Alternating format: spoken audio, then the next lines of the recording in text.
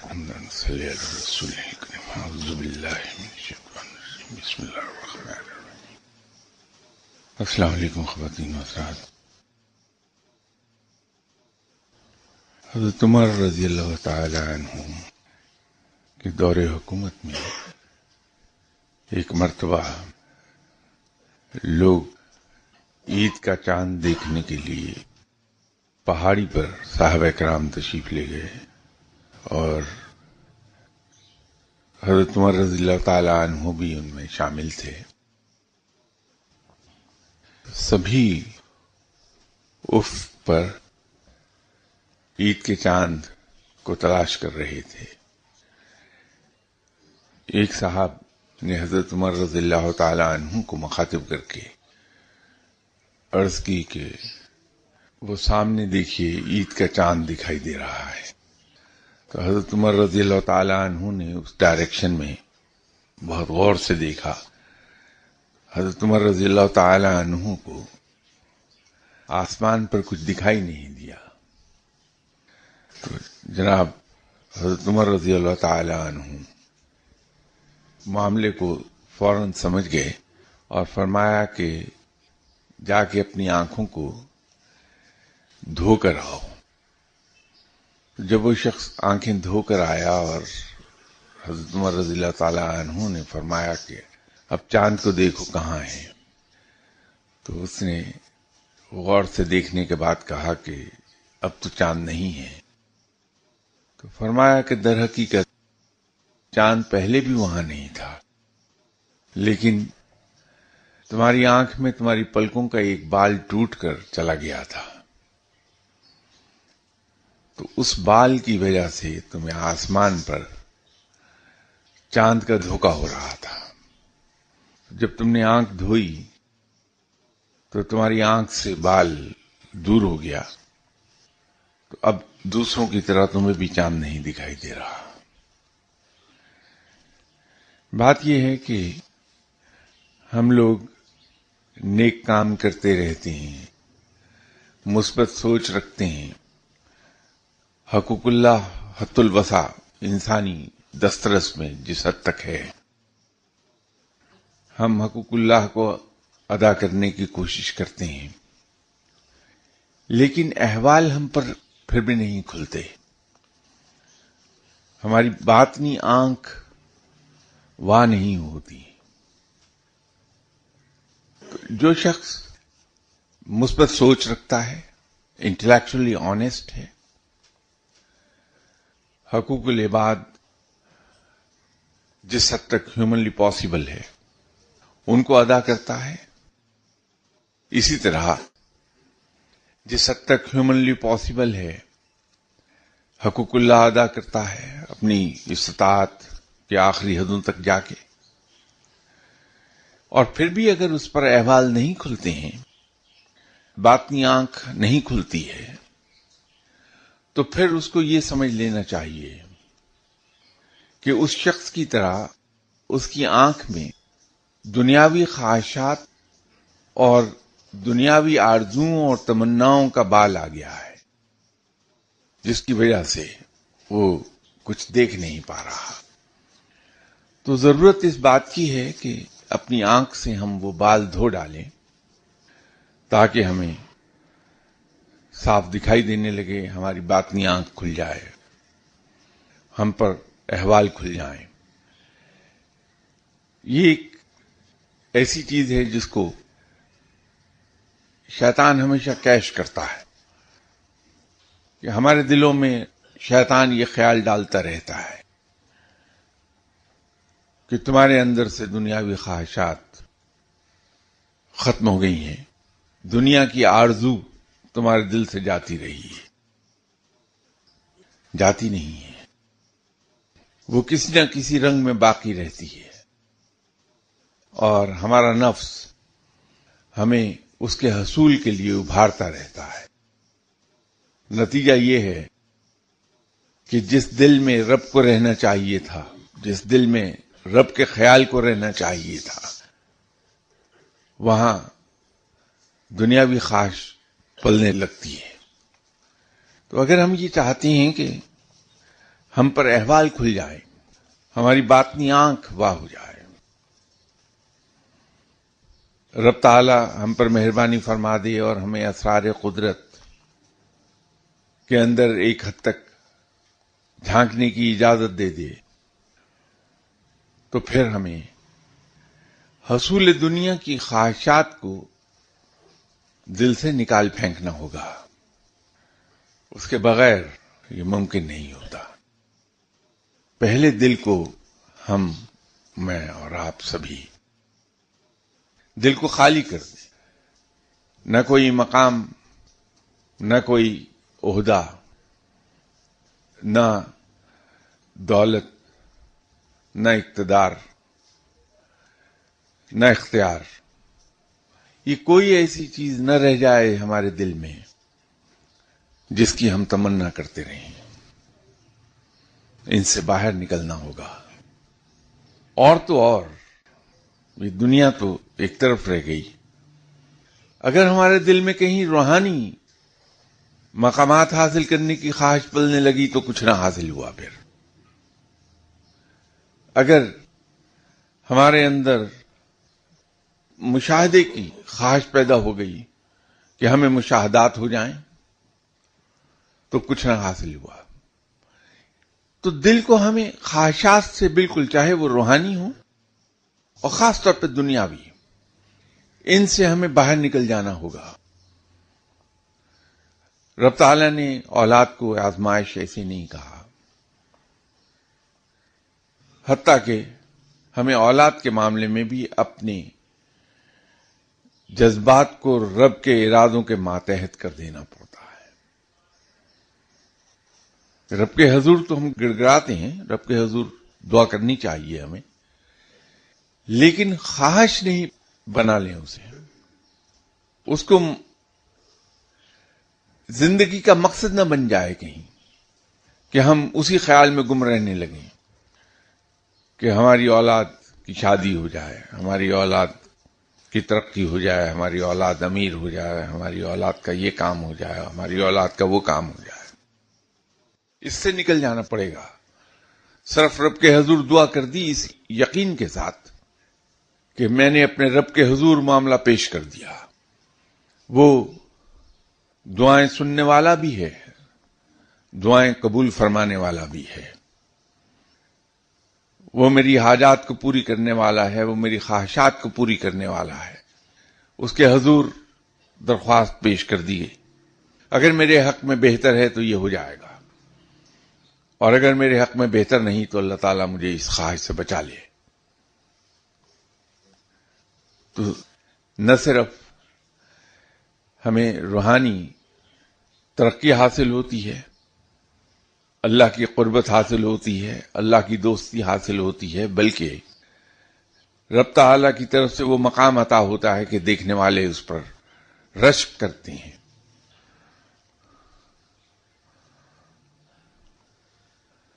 یہ کسی صاحب نے بارسلونا سے ایک سوال بھیجا ہے کہ آپ نے کہا تھا کہ نماز نظر پاؤں کے انگوٹھے پر ہو، تو مجھے دوران نماز انگوٹھوں پر نظر رکھنے میں دشواری ہے، انگوٹھے نظر ہی نہیں آتے۔ صاحب اب اس سلسلے میں یتیم انسان کیا عرض کر پاؤں گا، تو اگر میں نے اینک نہ لگائی ہو تو انگوٹھے مجھے بھی دکھائی نہیں دیتے، اینک سے نظر آ جاتے ہیں، میں تو یہی عرض کر پاؤں گا۔ حضور بات یہ ہے کہ دعاؤں پر اس طرح رلائے نہ کیجئے کہ وہ سبسٹیچیوٹ بن جائیں ہماری کوششوں اور ایفرٹ کی۔ میں اسی محفل میں بارہا ایک چیز عرض کر چکا، متعدد بار یہ عرض کی کہ یہ عالم الاسباب ہے، سبھی جانتے ہیں ہم، یہاں ہر چیز کا ایک سبب ہے، یہ کاز اینڈ ایفیکٹ کی دنیا ہے، یہ ہر چیز کا ایک سبب ہے، اسباب پیدا کرنے والا رب تعالی ہے، لیکن کوشش ہمیں کرنا ہے، کوشش ہم پر فرض ہے۔ اگر میں کوشش کرتا ہوں کہ مجھے داہنے پاؤں کے انگوٹھے کا ناخن نظر آ جائے اور وہ دکھائی نہیں دیتا تو پھر مجھے چھوڑ دینا چاہیے. کوشش جاری رکھنی چاہیے، خیال چھوڑ دینا چاہیے. اس میں کوئی مصلحت ہے رب تعالیٰ کی کہ میری یہ کوشش کامیاب نہیں ہو رہی، تو اس کے بغیر ہی صحیح. یہ رویہ فقیر کا سا رویہ ہے. کوشش کر لی، نتیجہ حسب منشا پیدا ہوا، رب تعالیٰ کا شکر ادا کر لیا. نتیجہ حسب منشا پیدا نہ ہوا تو بھی اللہ کا شکر ادا کر لیا کہ یا اللہ یقیناً جس کام کے لیے میں خواہش کر رہا تھا، جس کام کے لیے کوشش کر رہا تھا، اس میں میرے لیے کہیں نقصان تھا اور تو نے مجھے اس نقصان سے بچا لیا. اس پر میں تیرا شکر ادا کرتا ہوں. دل سے ملال نکل جاتا ہے، جو ذہن پر بوجھ ہوتا ہے وہ ختم ہو جاتا ہے. یہ رویہ حضرت علی کرم اللہ وجہہ کا تھا. تو آپ پاؤں کے انگوٹھوں کو دیکھنے کی کوشش ضرور کیجئے، لیکن اگر دکھائی نہیں دیتے تو اس کو یہ سمجھ لیجئے کہ رب یوں ہی چاہتا ہے. I have to live with that. بات ختم ہو گئی. وہ ملال اور وہ تردد جو پیدا ہو رہا ہے طبیعت میں وہ ختم ہو گیا.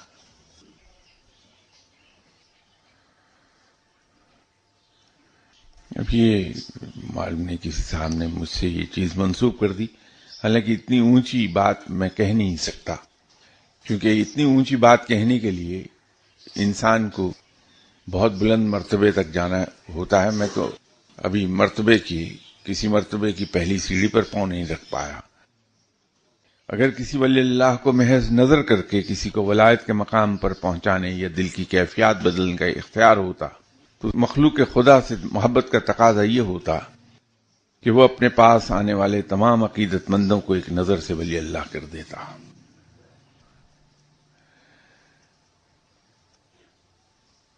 اس میں ایک بنیادی چیز یہ ہے بھائی کہ اگر کسی ولی اللہ کے پاس، کسی انسان کے پاس یہ اختیار ہو کہ وہ محض ایک نظر ڈالنے سے اپنے قلب کو بدل ڈالے، تو وہ دوسروں پر نظر ڈالنے سے پہلے تو اپنے ہی قلب پر نظر ڈالے گا. تو اپنے آپ کو کیوں نہ وہ بدل ڈالے پہلے. یہ معاملات سب رب کے اختیار کی ہیں. ہمیں اپنے عقائد کو تھوڑا سا درست کرنا ہوگا. ہمیں ان فینٹیسیز سے باہر نکلنا ہوگا، ان افسانوی باتوں سے باہر نکلنا ہوگا جو ہم نے کتابیں پڑھ پڑھ کے، روایات کو سن کے اپنے دل میں خیال قائم کیے ہوئے ہیں کہ ولی اللہ کیا ہوتا ہے. میں پورے یقین سے آپ کی خدمت میں عرض کر رہا ہوں کہ کوئی بھی ولی اللہ مجھ جیسے گناہگار سے بھی زیادہ محتاج رب ہوتا ہے. گناہگار تو اپنی لا علمی میں بعض اوقات رب تعالیٰ کے ساتھ بہت کچھ عرض کر دیتا ہے اور رب تعالیٰ بھی اس کو ٹال دیتا ہے کہ گناہگار ہے، لا علمی میں یہ بات کہہ رہا ہے. لیکن جو ولی اللہ ہے وہ صاحب علم بھی ہے. جو صاحب علم ہے وہ گرچہ پوری طرح تو نہیں لیکن ایک ہلکی سی جھلک ضرور جانتا ہے کہ رب کی عظمت کیا ہے. تو رب کے حضور بڑا محتاط ہوتا ہے، وہ بڑی احتیاط کرتا ہے. وہ کوئی ایسی بات کرنے کو تیار ہی نہیں ہوتا، چاہے آپ اس کو جلتی آگ میں ڈال دیں یا اس کو دنیا بھر کی حکومت کا لالچ دے دیں، جہاں وہ یہ سمجھ لے کہ یہ ایسی چیز ہے جو رب جب چاہے گا کر دے گا، جب نہیں چاہے گا نہیں کرے گا. تو صاحب علم ہونے کے لیے، ولی اللہ ہونے کے لیے بہت سی شرائط ہیں. ولی اللہ کے پاس صرف ایک اختیار ہے جو وہ رب نے اسے عطا کر دیا کہ رب نے جب اس شخص کو علم عطا کر دیا تو اس کی اپنی ملکیت ہو گیا. اب وہ چاہے تو وہ علم بطور عطا دوسرے کو دے دے، لیکن وہ کس کام کا؟ کہ وقتی طور پر تو ملے گا وہ، لیکن وقت کے ساتھ ساتھ وہ ختم ہوتا چلا جائے گا اور ایک وقت آئے گا زیرو ہو جائے گا. انسان پھر وہی بیک ٹو اسکوائر ون چلا گیا. وہ کس کام کا؟ تو اگر ولی اللہ یا کوئی فقیر ایسی عطا کرے بھی تو انسان معذرت کر لے کہ نہیں صاحب، میں خود اسے کمانا چاہتا ہوں، آپ صرف مجھے گائیڈ کر دیجئے، یہ حصول علم میری محنت سے آنا چاہیے، آپ صرف گائیڈنس پرووائڈ کر دیجئے، میری رہنمائی کرتے چلے جائیے۔ تو انسان جب اپنی محنت سے وہ علم کمائے گا، اس میں وقت لگتا ہے، ماں کی گود سے لے کر قبر تک حصول علم کا سلسلہ جاری رہتا ہے، اس میں کہیں بریک نہیں ہے۔ لیکن جہاں مرشد نے محنت کر کے آپ کی انگلی پکڑ کے آپ کو پرائمری اسکول کی کلاس 1 میں داخل کرا دیا، تو مرشد سے گائیڈنس تو لے لیجئے اسی طرح جس طرح آپ ٹیکسٹ بک سے گائیڈنس لیتے ہیں، یا اصولی طور پر لینی چاہیے گائیڈنس ٹیکسٹ بک سے۔ اپلائی ہم اپنا مائنڈ کریں، ٹیکسٹ بکس میں مختلف تھیوریز کو پڑھیں اور ان کو سمجھیں، رٹیں نہیں، کیونکہ رٹی ہوئی چیز بھول جائے گی کچھ عرصے کے بعد۔ تو اگر ہم نے وہ تھیوری سمجھ لی اور اس کو پھر اپلائی کرنا شروع کیا تو ہم آؤٹ اسٹینڈنگ اسٹوڈینٹس کی فہرست میں چلے جائیں گے۔ تو اسی طرح اس راہ میں اگر مرشد عطا کرنا بھی چاہے خوش ہو کر آپ کے ساتھ، تو انسان اگر معذرت کر لے کہ صاحب آپ کی بڑی مہربانی، میں آپ کا بڑا مشکور ہوں کہ آپ نے یہ عطا کرنا چاہیے، لیکن آپ مجھے انگلی پکڑ کے اس راہ پہ چڑھا دیجئے، آپ مجھے گائیڈ کرتے رہیے، محنت میں کر لوں گا۔ تو وقت تو لمبا لگے گا، لیکن انسان اس راہ پر چلتا ہے اور آگے بڑھتا چلا جاتا ہے۔ یہ جو افسانوی باتیں ہیں کہ کوئی شخص مرشد کے پاس گیا، اس نے ایک نظر ڈالی تو وہ ڈاکو سے ولی اللہ ہو گیا، ایسا ہوتا نہیں ہے۔ یہ محاورتاً تو ہوتا ہے۔ ہوا یہ کہ ڈاکو کسی فقیر کے پاس گیا، اس سے ملا، 2 منٹ وہاں بیٹھا، تو اس کا قلب تبدیل ہو گیا کہ وہ ڈاکے کے خلاف، ڈاکہ زنی کے خلاف اس کے دل میں نفرت آ گئی اور اس نے ڈاکے چھوڑ دیے۔ ڈاکے چھوڑنے کے بعد جب وہ اللہ کی طرف راغب ہوا تو چونکہ وہ بائی چوائس ہوا ہے تو اس میں اخلاص بھی ہے، اس میں شدت بھی ہے، تو پھر وہ نیکی کی راہ پر بڑی تیزی سے آگے بڑھتا ہے، اور جب وہ نیکی کی راہ پر بڑی تیزی سے آگے بڑھتا ہے تو کچھ عرصے کے بعد وہ ولی اللہ ہو جاتا ہے۔ تو یوں وہ محاورتاً کہا گیا کہ ایک نگاہ ڈالی اور انسان کی کیفیت بدل ڈالی، وہ ڈاکو سے ولی اللہ ہو گیا، چور سے ولی اللہ ہو گیا۔ ایسا نہیں ہے کہ وہ لمحوں میں ولی اللہ بنا، ایسا نہیں ہے۔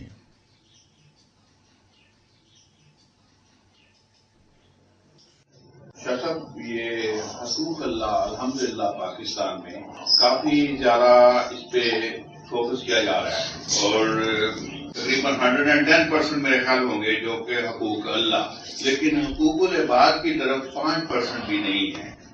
اور اگر کیا اس وقت کا تقاضا یہ نہیں ہے کہ ہمیں فوکس کرنا چاہیے حقوق العباد کی طرف، اور اگر ہم حقوق العباد ادا کر رہے ہیں تو کیا اس ذریعے بھی روحانیت صرف اللہ ہی کی عبادت کرنے سے ہے یا لوگوں کے حقوق ادا کرنے سے بھی مل سکتی ہے؟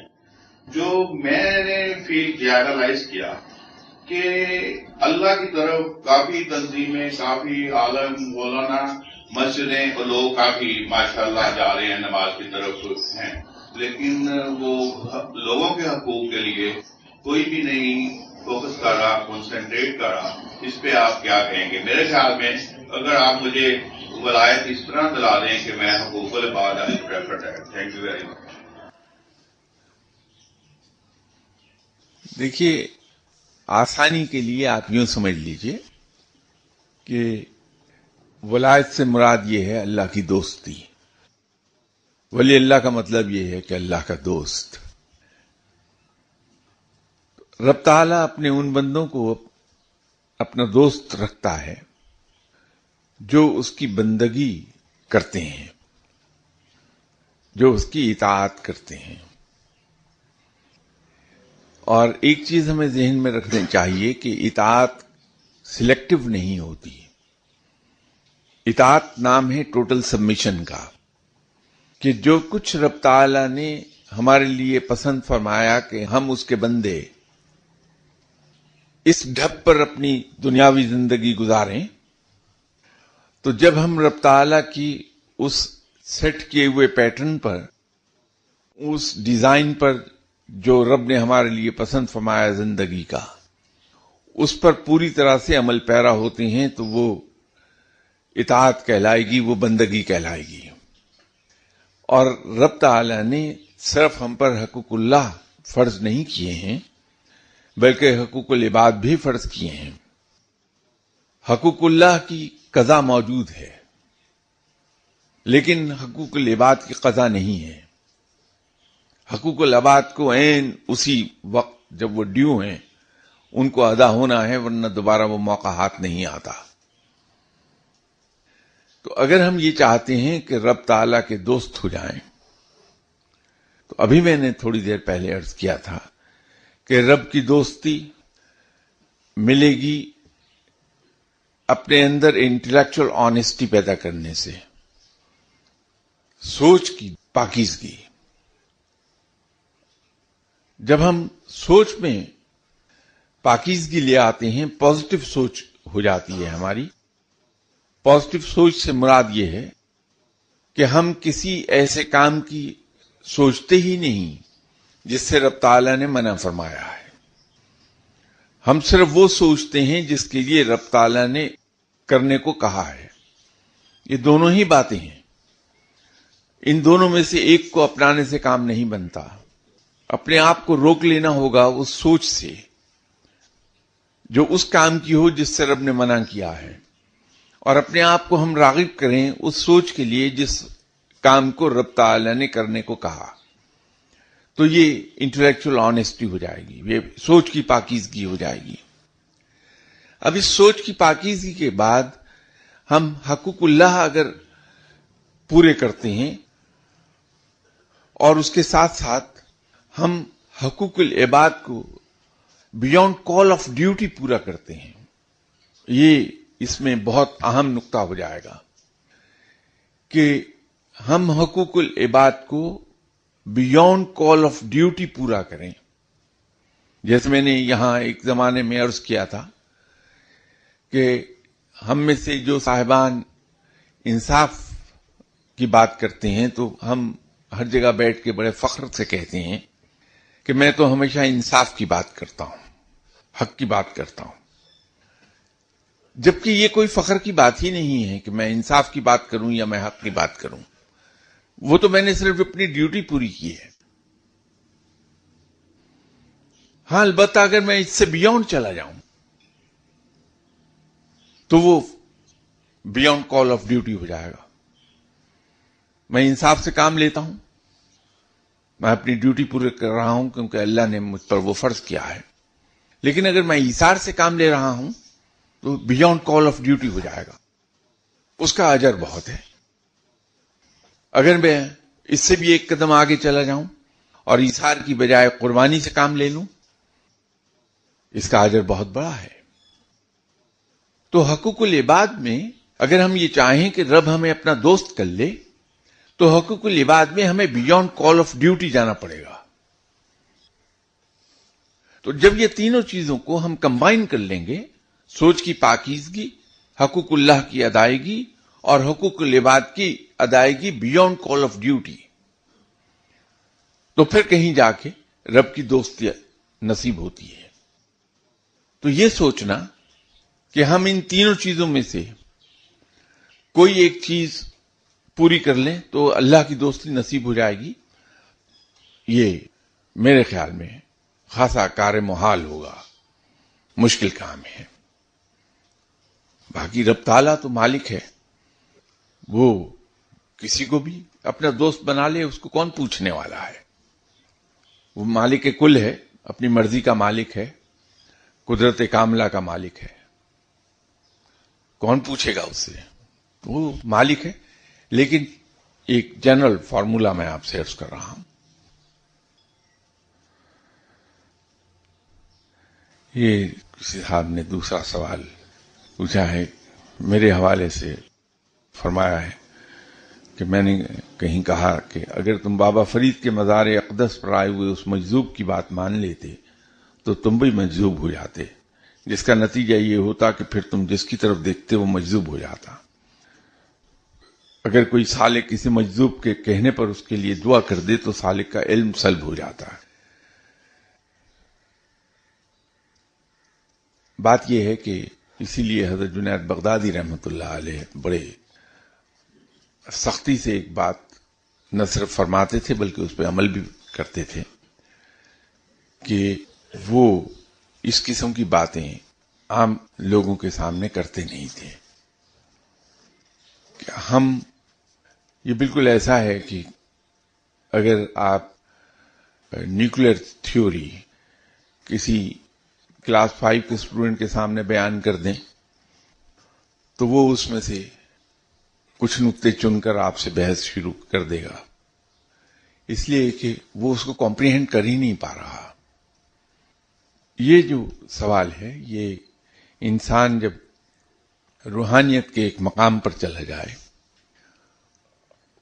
علم کے ایک خاص مقام پر چلا جائے، تو پھر اگر ایسی کیفیات ہو جائیں تو نتیجے یہی برآمد ہوں گے جو میں نے عرض کیا ہے۔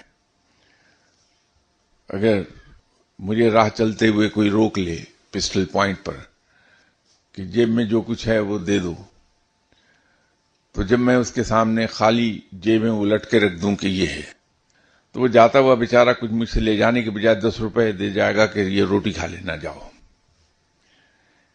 لیکن اگر کسی صاحب مال کو وہ روک لے تو اس سے اسے وصول ہو جائے گا۔ تو اگر مجھ جیسے بندے کو کوئی مجذوب پکڑ لے اور مجھے کہے کہ لو آسمان کی طرف دیکھو اور پڑھو، تو لاکھ پڑھتا رہوں، مجھے کیا فرق پڑنا ہے۔ لیکن اگر کوئی صاحب علم ہے، اس کو مجذوب پڑھا دے اور وہ پڑھ لے تو اس پر کیفیات طاری ہو جائیں گی اس مجذوب کی جس نے اسے پڑھایا، تو وہ حالت جذب میں چلا جائے گا۔ لیکن بنیاد یاد رکھیے کہ اس کے لیے صاحب علم ہونا ضروری ہے۔ میری طرح بھوکا ننگا نہ ہو، ورنہ وہ کوئی مجذوب پلے سے دے کے ہی جائے گا کہ یہ لو روٹی کھا لینا، تم تو بہت ہی غریب ہو۔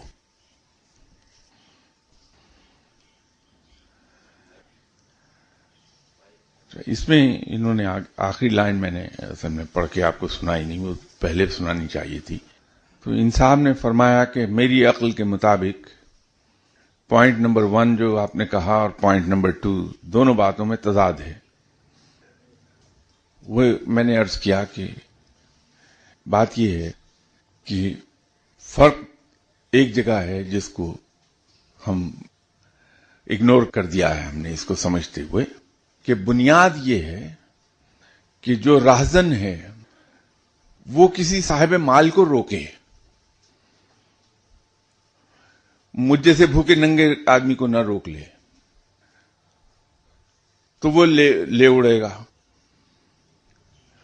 اور اسی طرح کسی کو مالا مال کرنا ہے تو پھر اس کے لیے ضروری یہ ہے کہ مجھ جیسے غربت کے مارے ہوئے شخص کو آپ 1000 روپے دے دیجئے تو میں مال و مال نہیں ہوں گا، یہ ضرور ہے کہ میرے گھر کا چولہا چند دن چل جائے گا۔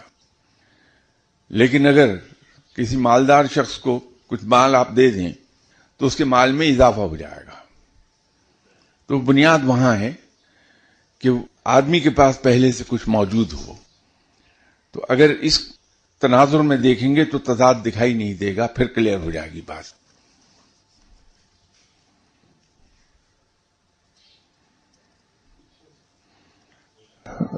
جی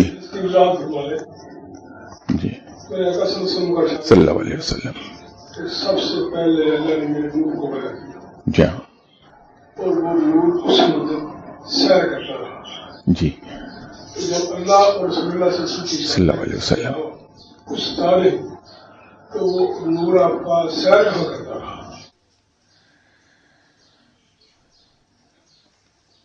بات یہ ہے کہ یہ کسی بھی جاندار کے وجود میں آنے سے پہلے، کسی بھی انسان کے وجود میں آنے سے پہلے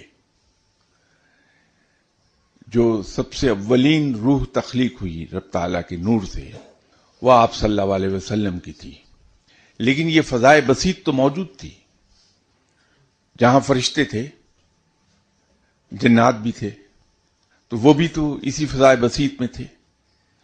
تو اسی فضائے بسیط کی سیر آپ صلی اللہ علیہ وسلم کرتے رہے ہیں.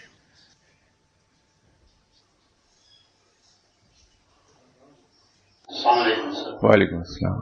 سر انٹلیکچوئل انرجی جو آپ نے فرمایا، ایز این آبجیکٹو اگر کوئی آدمی اس کو اپنی منزل بنا لیتا ہے، سر اس میں اپنی طرف سے جو فرسٹ سجیشن ہے کہ اس کی شروعات کہاں سے کی جائے، ویری ویری دو تین پوائنٹس بتا دیں.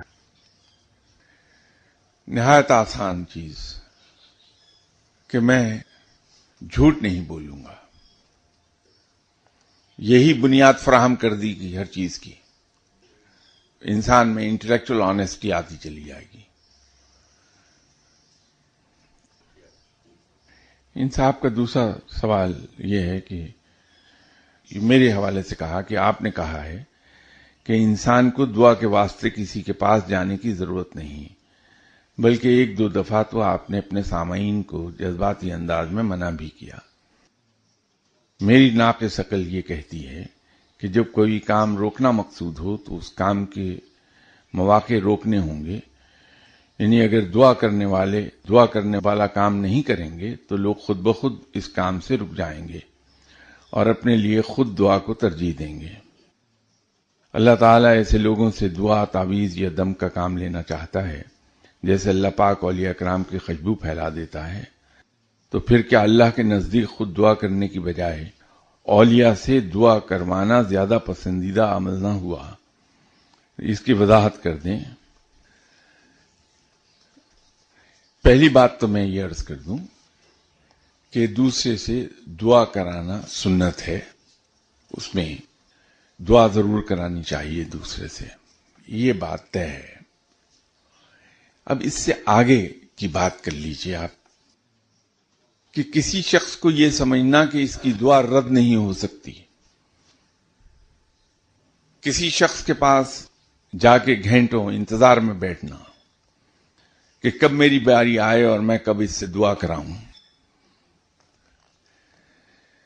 کسی شخص کو ایسے مقام پہ جا بٹھانا کہ اس کی زبان سے کہی ہوئی بات پتھر کی لکیر ہے یہ پوری ہو جاتی ہے. اس میں اور دعا کرانے کی جو سنت کی میں نے عرض کی بات، اس میں بہت فرق ہے.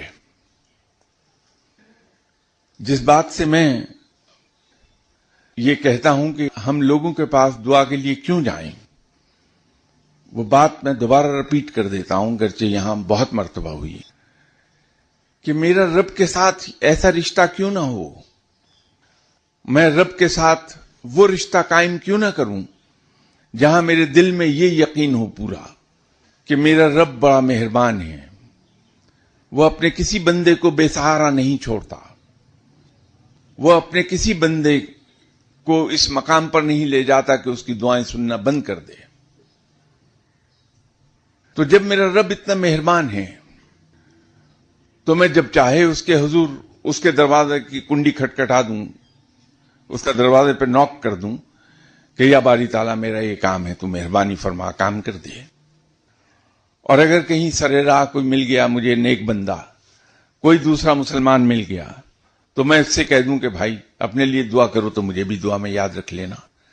اب اس بات میں اور اس میں کہ مجھے یہ اگر پتہ چلے کہ حسن ابدال کی چوٹی پر بیٹھا ہوا ایک فقیر وہ لوگوں کے لیے دعا کرتا ہے اور اسی دعا اللہ سن لیتا ہے، اور میں لاہور سے اپنے سارے کام کاج چھوڑ کر حسن ابدال جاؤں اور پھر اس پہاڑی پر 1000 فٹ مشکل سے چڑھوں اور وہاں جا کے اس بندے کے انتظار میں گھنٹوں بیٹھوں صرف اس لیے کہ وہ رب اس کی دعا رد نہیں کرتا ہے.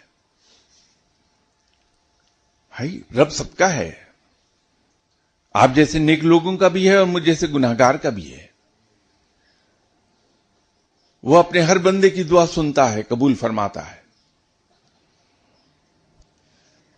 یہ ضرور ہے کہ نیک بندے ہیں ان سے دعا کے لیے کہہ دینا چاہیے، لیکن ان کو ایک خاص مقام نہ دیں کہ ان کی کہی ہوئی بات رد نہیں ہوتی. یہ کیسے ہو سکتا ہے؟ رب مالک ہے، اس کائنات کو رب چلاتا ہے، وہ بندہ نہیں چلا رہا بیٹھا ہوا. تو اللہ تعالیٰ کی گریٹر اسکیم آف افیئرس کے اندر جو چیز فٹ ہوتی ہے رب تعالیٰ وہ دعا ہر ایک کی سن لے گا. کیا آپ کے ایسے بہت سے کام نہیں ہوئے جس کے لیے آپ نے کسی سے دعا نہیں کرائی؟ اور کیا آپ کے ایسے بہت سے کام نہیں ہوئے جس کے لیے آپ نے بہت دعائیں کرائیں؟ تو ہم جب بھی کسی بات کو اس کے ظاہری الفاظ سے لیں گے تو کنفیوژن پیدا ہو جائیں گے. اگر بات کی روح پر نظر رکھیں ہم ہمیشہ تو کنفیوژن عام طور پر پیدا نہیں ہوتے. یہ دونوں چیزوں میں فرق ہے. دعا کرانی چاہیے، دعا کرانا سنت ہے، لیکن دوسرے کو یہ مقام نہ دیں کہ اس کی کوئی دعا ایسی نہیں جو پوری نہ ہو، اس کی زبان سے نکلا ہوا کوئی ایسا لفظ نہیں جو رد نہ ہو. ایسا نہیں ہے. رب اپنی مرضی کا مالک ہے، وہ بہتر جانتا ہے کہ اس نے کسی کی دعا کب پورا کرنا ہے، کون سی دعا جو انسان مانگ رہا ہے وہ اس کے لیے فائدہ مند ہے، کون سی دعا کے نتیجے میں اگر وہ پوری ہو گئی تو اس انسان کو نقصان کا احتمال ہے. تو رب تعالیٰ اپنے بندوں کی دعائیں ایسی پوری نہیں کرتا بلکہ اس کو کمپنسیٹ کر دیتا ہے کسی اور کام کی صورت میں، کسی اور جگہ پر.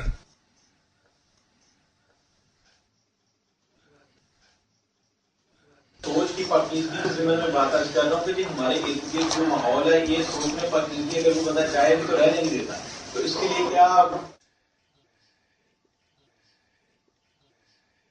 بھائی حالات کو ہم کیوں الزام دیں؟